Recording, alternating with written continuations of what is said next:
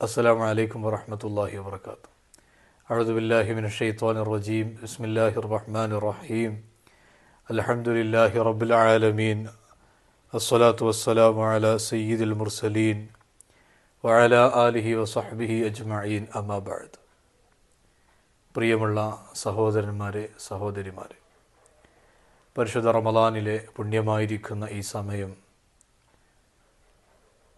അള്ളാഹുവിൻ്റെ താഴത്തിലായി, അള്ളാഹുവിൻ്റെ മാർഗത്തിലായി നോമ്പനുഷ്ഠിക്കാനും നല്ല കാര്യങ്ങൾ ചെയ്യാനും അള്ളാഹു നമുക്ക് തൗഫീഖ് നൽകി. അതോടൊപ്പം പരിശുദ്ധമായിരിക്കുന്ന ഇൽമ്, ആ ഇൽമിൽ നിന്ന് ഒരല്പം അറിയാനും അള്ളാഹു നമുക്ക് വലിയ തൗഫീഖ് നൽകി. അള്ളാഹു അനുഗ്രഹിക്കട്ടെ. ആമീൻ യാ റബ്ബൽ ആലമീൻ. ഇൻഷാ അല്ലാഹ് കൂടുതൽ ആമുഖങ്ങളില്ലാതെ വിഷയത്തിലേക്ക് കടക്കുകയാണ്. കഴിഞ്ഞ ദിവസം നമ്മൾ പറഞ്ഞു വെച്ച അതേ ആയത്തിൻ്റെ അവസാനം അല്ലാഹു സുബ്ഹാനഹു വ തആല നോമ്പ് നിർബന്ധമാക്കി എന്ന് പറയുമ്പോൾ അവസാനം പറയുന്നു, ലഅല്ലക്കും തത്തഖൂൻ, നിങ്ങൾ തഖ്വയുള്ളവർ ആകാൻ വേണ്ടി, നിങ്ങൾ തഖ്വയുള്ളവരായേക്കാം എന്നല്ല.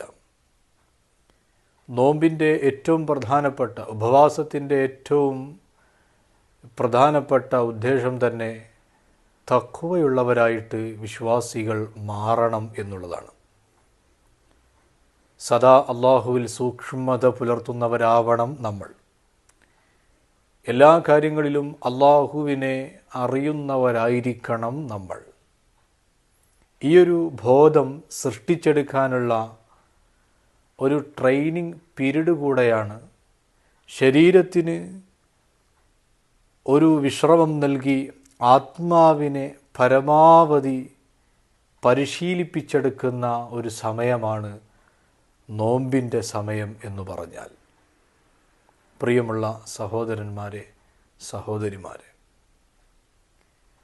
തഖ്വയുള്ളവരായി നമുക്ക് ജീവിക്കുക, മാറുക എന്നത് ഏതൊരു വിശ്വാസിയെ സംബന്ധിച്ചിടത്തോളം പ്രധാനപ്പെട്ട കാര്യമാണ്.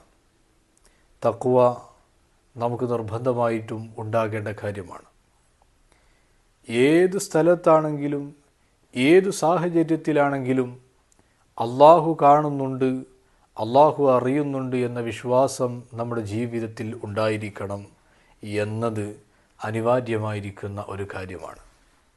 ആരാരുമില്ലാത്ത സമയം, ആരും കാണുന്നില്ല, ആരും കേൾക്കുന്നില്ല എന്ന് വിചാരിച്ച് ഹറാമ് ചെയ്യൽ അനുവദനീയമാകുന്നില്ല. അനാവശ്യമായിരിക്കുന്ന പളക്ക പറയ സംസാരങ്ങൾ ഇസ്ലാം അനുവദിക്കുന്നില്ല. കാരണം എല്ലാത്തിൻ്റെയും മുകളിൽ യജമാനനായ റബ്ബ് എല്ലാ കാര്യങ്ങളും അറിയുന്നുണ്ട്. അവൻ അല്ലാമുൽ ഉയൂബാണ്. എല്ലാ കാര്യങ്ങളും കൃത്യമായി അറിയുന്നവൻ ആണ് അല്ലാഹു സുബ്ഹാനഹു വ തആല. ഈ ബോധം നമ്മുടെ മനസ്സിൽ നിൽക്കുമ്പോഴാണ്, ഈ ബോധം നമ്മുടെ ഉള്ളിൽ കൃത്യമായി നാം പാകപ്പെടുത്തിയെടുക്കുമ്പോഴാണ് തഖ്വ നമ്മിൽ രൂഢമൂലമായി കൃത്യമായി ആയി മാറുകയുള്ളൂ.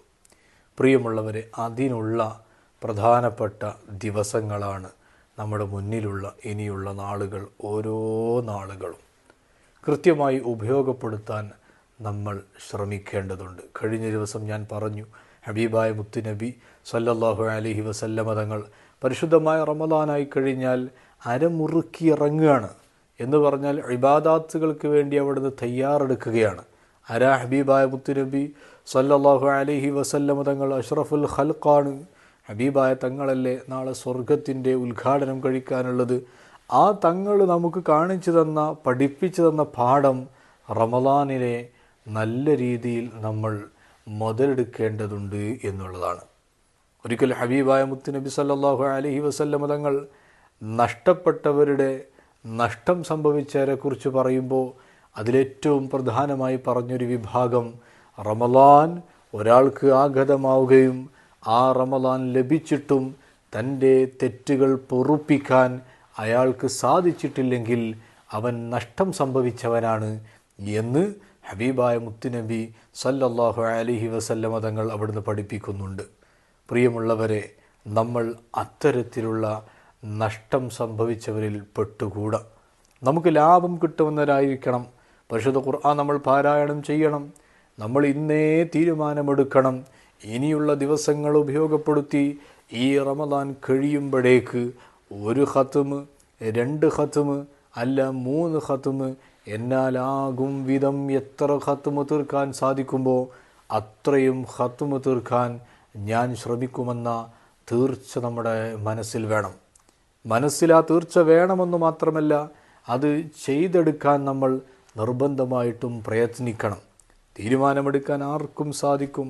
പക്ഷെ ആ തീരുമാനത്തിൽ ഉറച്ചു നിൽക്കാനും അത് നടപ്പിൽ വരുത്താനും വളരെ കുറഞ്ഞ ആളുകൾക്ക് മാത്രമേ കഴിയുകയുള്ളൂ. ഞാൻ ഈ പറയുന്ന വോയിസ് കേൾക്കുമ്പോൾ നിങ്ങൾക്കൊരു പക്ഷേ വലിയ ഒരു താല്പര്യം തോന്നിയേക്കാം. ആ താല്പര്യം അവിടെ നിലച്ചു പോകുന്നതാവരുത്, മറിച്ച് ചലിച്ചുകൊണ്ടേയിരിക്കുന്നതാവണം. ഹബീബായ മുത്തുനബി സല്ലല്ലാഹു അലൈഹി വസല്ലം തങ്ങളുടെ പേരിൽ സ്വലാത്തുകൾ ചൊല്ലണം, അദ്കാറുകൾ ചൊല്ലണം, നല്ല നല്ല കാര്യങ്ങൾ ചെയ്യണം, സ്വതക്കകൾ ചെയ്യണം. ചെയ്യുന്ന പ്രവർത്തനങ്ങൾക്കെല്ലാം ഇരട്ടി പ്രതിഫലം ലഭിക്കുന്ന നാളുകളാണ്. അതാരെങ്കിലും കാണാൻ വേണ്ടിയിട്ടല്ല. ആര് കാണുന്നില്ലെങ്കിലും അള്ളാഹു കാണുന്നുണ്ട് എന്ന വിശ്വാസമാണ് നമ്മിൽ തഖ്വ വളർത്തിയെടുക്കുന്നത്. ആ വിശ്വാസത്തോടുകൂടെ വീട്ടിലേക്ക് ഒരു പാവപ്പെട്ട മനുഷ്യൻ പരിശുദ്ധ റമദാനൊക്കെ ആയിക്കഴിഞ്ഞാൽ പ്രത്യേകമുണ്ടാകുന്ന കാര്യമാണ്. വീട്ടിലേക്ക് പാവപ്പെട്ട ആളുകൾ വരും, ഫക്കീറന്മാരായിട്ടുള്ള ആളുകൾ വരും, ദീനിൻ്റെ സ്ഥാപനവുമായി ബന്ധപ്പെട്ട ആളുകൾ വരും.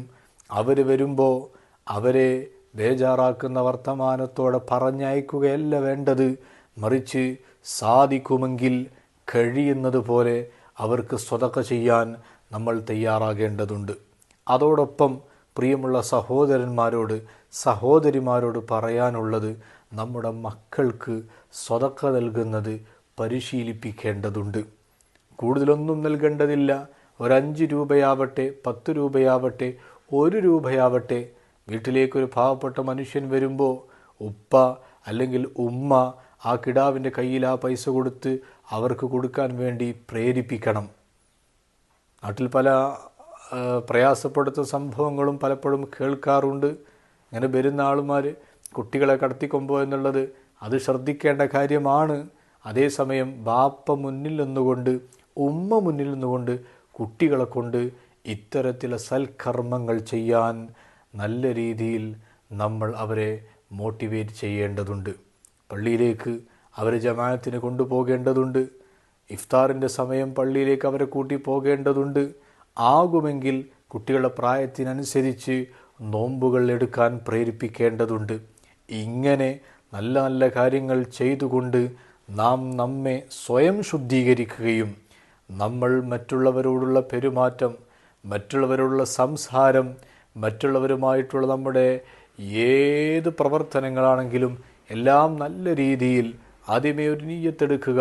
ഞാൻ ഒരാളെയും ഈ പരിശുദ്ധമായിരിക്കുന്ന നാളുകളിൽ പ്രയാസപ്പെടുത്തുകയില്ല. അതെൻ്റെ പളക്ക കൊണ്ടാവട്ടെ, എൻ്റെ പ്രവർത്തനം കൊണ്ടാവട്ടെ, ഏതു കാര്യം കൊണ്ടാണെങ്കിലും ഒരാൾക്കും ഞാൻ ബുദ്ധിമുട്ടുണ്ടാക്കുകയില്ല. ആ തീർച്ച നമ്മുടെ മനസ്സിലുണ്ടെങ്കിൽ നമ്മുടെ പ്രവർത്തനത്തിലേക്ക് ആ വിഷയം കൊണ്ടുവന്നു കഴിഞ്ഞാൽ പിന്നെ റമദാൻ കഴിയുമ്പോൾ നമ്മളാ ഒരു വിഷയം നമ്മുടെ ജീവിതത്തിൻ്റെ ഭാഗമായിട്ട് മാറിയിട്ടുണ്ടാകും. പിന്നെ നമുക്കാരെയും ബേജാറാക്കാൻ തോന്നുകയില്ല. അള്ളാഹുവിനക്ക് ഇഷ്ടപ്പെട്ട സ്വഭാവത്തിലേക്ക് നമ്മൾ മാറുകയാണ്. മുത്തഖീങ്ങളിൽ പെടാൻ അള്ളാഹു വഴിയൊരുക്കുകയാണ്. പ്രിയമുള്ളവരെ, ഞാൻ പറഞ്ഞ വിഷയം അവസാനിപ്പിക്കുകയാണ്. ഇന്നലെ പറഞ്ഞതിനെ ഒന്നുകൂടെ വ്യക്തമാക്കി പറഞ്ഞു എന്ന് മാത്രം. പരിശുദ്ധമായിരിക്കുന്ന റമദാൻ നമുക്ക് അള്ളാഹു നൽകി. ഈ റമദാനിനെ സ്വീകരിക്കാൻ കഴിയാതെ പോയവർ എത്രയോ നമ്മുടെ നാട്ടിലുണ്ട്. ഇന്നലെ മരണപ്പെട്ടു പോയവർ, മുഞ്ഞാന്ന് മരണപ്പെട്ടു പോയവർ, അതിൻ്റെ മുമ്പത്തെ നാളുകളിൽ ഷഅബാനിൻ്റെ അവസാന നാളുകളിൽ മരണപ്പെട്ടു പോയവർ, തനിക്കൊരു കുഴപ്പവും ഉണ്ടായിരുന്നില്ല, എപ്പോഴാ ഒരു വിഷയവും ഉണ്ടായിരുന്നില്ല, പെട്ടെന്നങ്ങ് മരണപ്പെട്ടു പോയി. അങ്ങനെ എത്രയോ ആളുകൾ നമ്മുടെ നാട്ടിൽ ഇന്ന് പള്ളിയിൽ ഖബർസ്ഥാനുകളിൽ ഉണ്ട്. അങ്ങനെ ഇരിക്കെ അള്ളാഹു നമുക്ക് ഈ പുണ്യമായിരിക്കുന്ന റമദാനിനെ സ്വീകരിക്കാനും ആ റമദാനിൽ ഖൈറാത്തുകൾ ചെയ്യാനും അള്ളാഹു തൗഫീഖ് നൽകിയിട്ട് നഷ്ടപ്പെട്ടു പോയവരുടെ കൂട്ടത്തിൽ നമ്മൾ പെട്ടുപോകരുത്.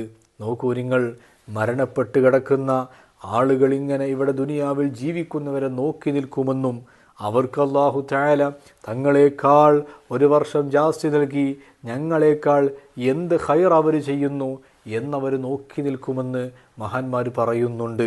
ആ നോട്ടത്തിൽ നമ്മൾ പരാജയപ്പെട്ടു പോകരുത്. പരമാവധി നമ്മുടെ സമയത്തെ നന്മയ്ക്ക് വേണ്ടി, നമ്മുടെ ആരോഗ്യത്തെ നല്ല കാര്യങ്ങൾക്ക് വേണ്ടി വിനിയോഗിക്കുക എന്നു മാത്രം പറഞ്ഞുകൊണ്ട് അള്ളാഹു മുത്തഖീങ്ങളിൽ, തഖ്വയുള്ള ആളുകളിൽ നമ്മളെല്ലാം ഉൾപ്പെടുത്തട്ടെ. ആമീൻ യാ റബ്ബൽ ആലമീൻ. ഇൻഷാ അല്ലാഹ് അടുത്ത വിഷയങ്ങൾ അടുത്ത ക്ലാസ്സുകളിൽ പറയാം. വആഖിറു ദഅവാന അനിൽ ഹംദുലില്ലാഹി റബ്ബിൽ ആലമീൻ. അസ്സലാമു അലൈക്കും വറഹ്മത്തുള്ളാഹി വബറകാതുഹു.